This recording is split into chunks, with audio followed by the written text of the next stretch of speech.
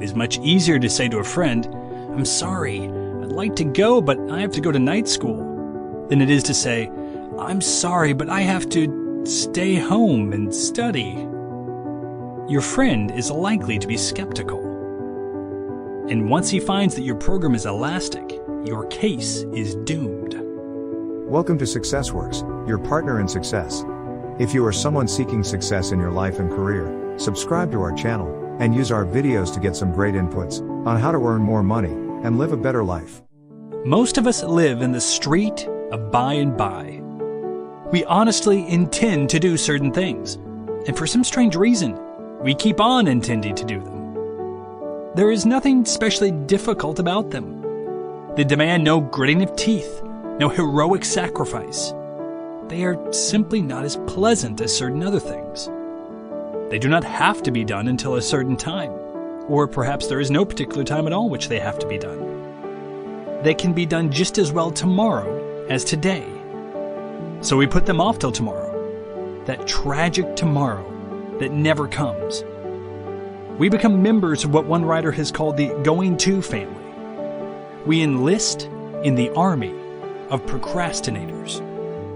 The worst of it is that many of us do not look upon the doing of these numberless small tasks as anything requiring willpower at all, simply because they do not come in the teeth-gritting class. We intend to do them, and we are apt to think that our intention of doing them makes them as good as done. We are like the habitual cigarette smoker who tells you he could quit at any time. The thing has no hold on him, only he doesn't want to quit. When we find that many of these little tasks are going by default, many of us, instead of blaming ourselves, indulge in a great deal of self-pity at our lack of time. But a few of us catch glimpses of the truth. We suspect that we are not as efficient as we might be. We may even suspect that our procrastination has something to do with lack of willpower. These two suspicions are correct. Aside from any moral benefit, it would be an untold blessing in itself if we could get these things done. If we had, for instance, a private secretary who would work for the mere honor of it and would not have even to receive instructions. I refer to such tasks as writing personal letters to friends, working off letters that you owe to people, paying bills, sending in your coupons to collect interest on a bond, taking a pair of shoes around to be half sold, or calling for a pair you left there, sorting out the old papers in your desk, bringing neatness out of chaos. I need not elaborate further. You have probably been already reminded unpleasantly of some concrete tasks. These tasks are not performed by intentions to perform them. The first requisite is to set a definite time for them and to allow nothing to make you postpone that time. Instead of saying, "I will have to write Fred. I really must write Fred. It's a shame how long I've been putting it off," you will say, "I will write Fred next Tuesday."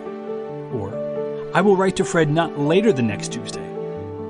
And you will keep a desk calendar or some other form of reminder, and your promise to yourself you will regard as sacred. Now, it may not make a great deal of difference to Fred whether he gets your letter next Tuesday or whether he does not get it until 2 weeks from next Tuesday. But it will make a great deal of difference to you. You will be disciplining yourself morally.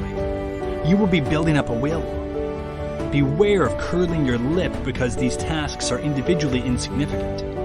The most imposing edifices that humanity has constructed, if I must be eloquent, have been built only by a little brick on a little brick. Moreover, you will find that these little tasks are getting themselves done.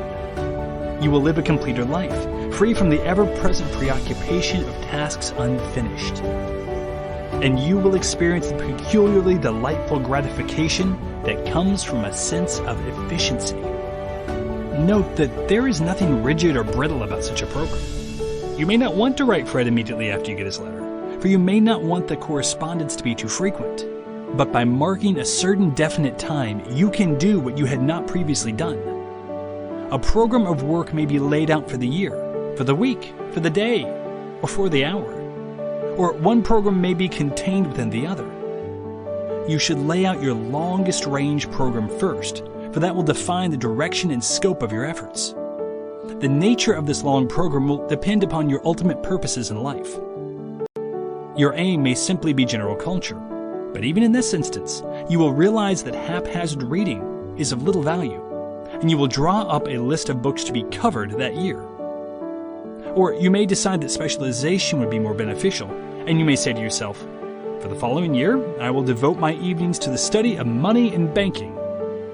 Or you may decide that specialization would be more beneficial, and you may say to yourself, "For the following year, I will devote my evenings to the study of money and banking." Or you may decide to make it the history of English literature, or the appreciation of painting and a critical knowledge of the great masters. Having thus defined your efforts for the year so that you know exactly the goal to which you are heading, you may come directly to a plan for the week. You may decide that 2 or 3 hours should be given to your study or improvement on Monday, Tuesday, Thursday, and Friday evenings. Or you may, if you think you have the willpower, allow for something turning up on one of those nights, and simply set aside any 4 evenings a week.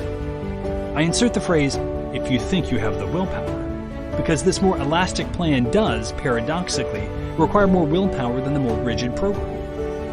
On Monday and Tuesday, something is likely to turn up. You may be tempted to go to a moving picture. Some friend may suggest bridge. In knowing that your program does not tie you down to Monday or Tuesday, you may accede.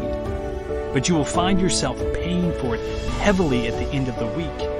And 4 evenings in succession, especially if they include Saturday evening, may strain your willpower to the breaking point.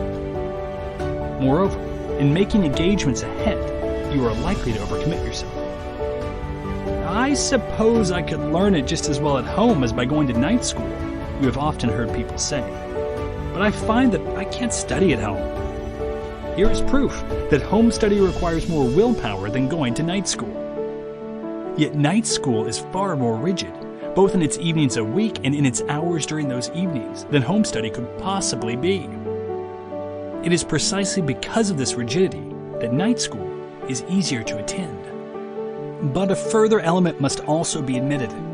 It is much easier to say to a friend, "I'm sorry, I'd like to go, but I have to go to night school," than it is to say, "I'm sorry, but I have to stay home and study." Your friend is likely to be skeptical. For some reason, he may be unable to see that an obligation to yourself is quite as sacred as an obligation to others. And once he finds that your program is elastic, your case is doomed. Study, if you must, on evenings when others would like to have you go out, but not when he would. This is his attitude, and it is going to take all your resources of tact to meet it. Moreover, the truth must be told.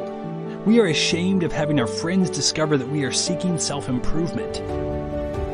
That is why we shrink from confessing our real reasons.